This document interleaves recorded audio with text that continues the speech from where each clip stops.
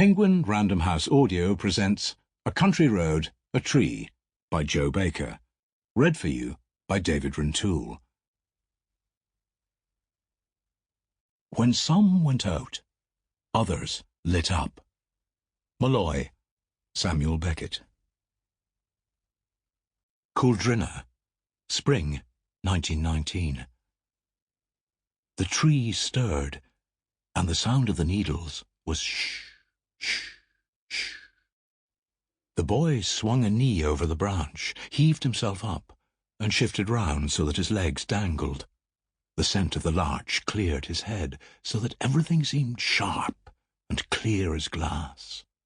He could still hear the faint sound of piano practice, but he could also see out across the fields from here. He could see for miles and miles, and the sky was wide open as a cat's yawn. He heard the side door of the house, and then her voice go calling out for him, sing-song. "It's time!" He chewed his lip and stayed put. The door propped open. He could hear more distinctly the bright ripple of music, a stumble, and the phrase caught and begun again. Frank was trying hard to get it right. He, though, would not oblige. With her watching, he couldn't lose himself while playing, and if he couldn't lose himself, then what was the point of playing at all? "I'm waiting." He didn't move.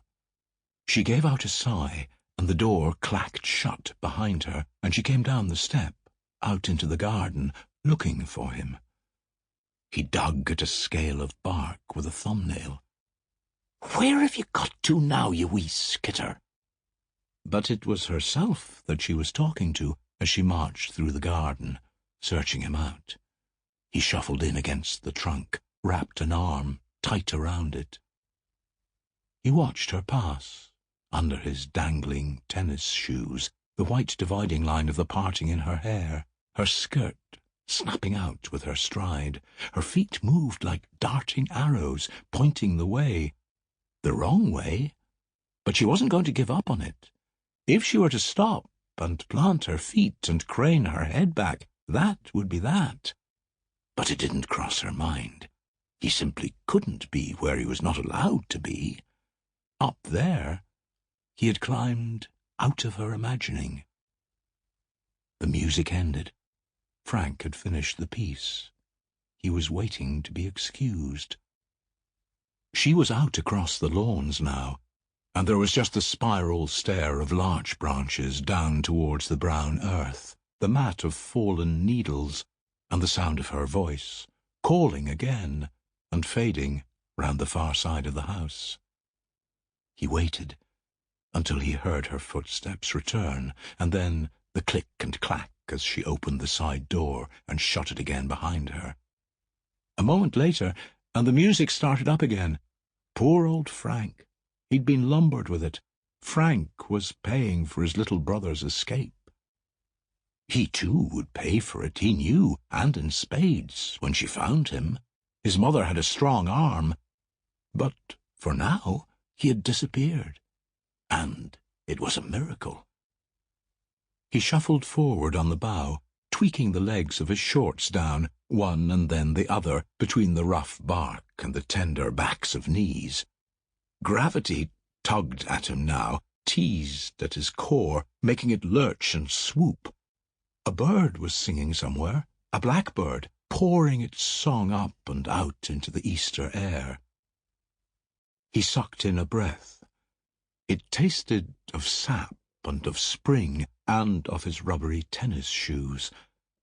He let go of the branch. He let go of the trunk. He lifted his arms and spread them wide. The pause on the cusp, the brink. He dived out into the empty air. Gravity snatched him. Air stuffed his mouth and ballooned his shirt and his shorts and pummeled him, and it was stacked with branches, and they smacked and scurried past. Twigs whipped his cheeks and legs and arms and belly and tore at his shirt.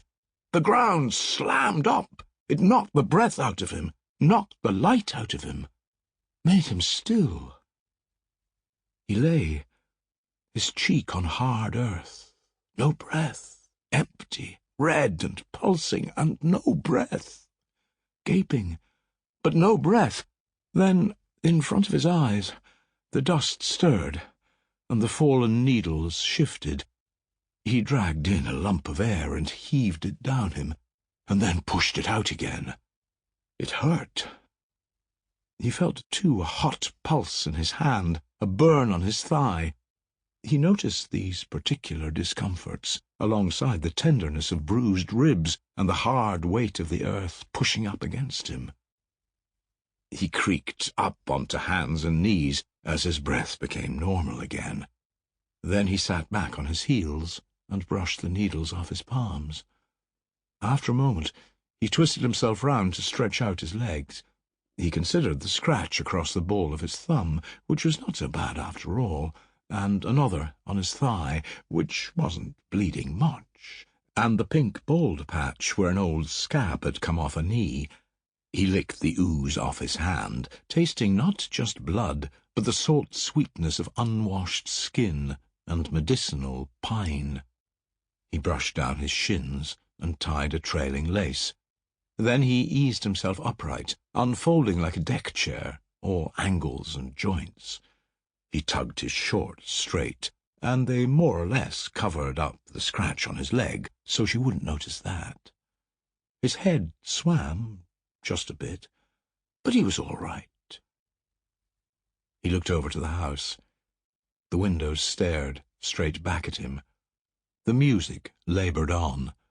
No doors were flung open. No one came thundering out to grab him by the scruff and to drag him in and thrash his backside blue for doing something so very dangerous indeed, for putting himself in harm's way, for risking life and limb, when it had been impressed upon him so soundly not to do such an idiotic thing again.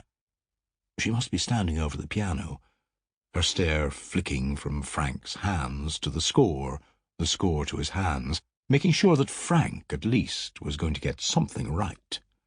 And, knowing the piece, he knew he had a good while yet before Frank would be done with it.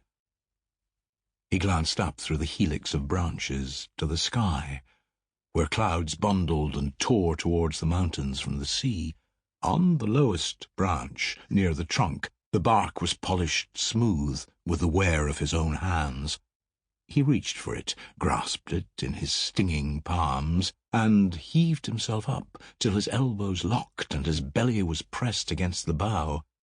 Then he swung his right knee over the scaly bark, making the blood bead again. He stretched a hand up for the next branch, where it hung just above his head. He began, again, to climb. This time, he would skim up to join the clouds. This time, he would fly. Part 1. The End. Chapter 1. Greystones, County Wicklow, September 1939. His stomach is oily and heaving. His hand shakes, and there's a mean little headache between his eyes. The sun, slanting in through the harbour window, catches in the cut glass and kicks off the silverware. It makes him wince. Everyone else has already breakfasted, and what's left has gone quite cold. Should I ring for more bacon? He shakes his head. It hurts. The drink always seems necessary. It seems like the solution. That certainty fades with the actual drinking.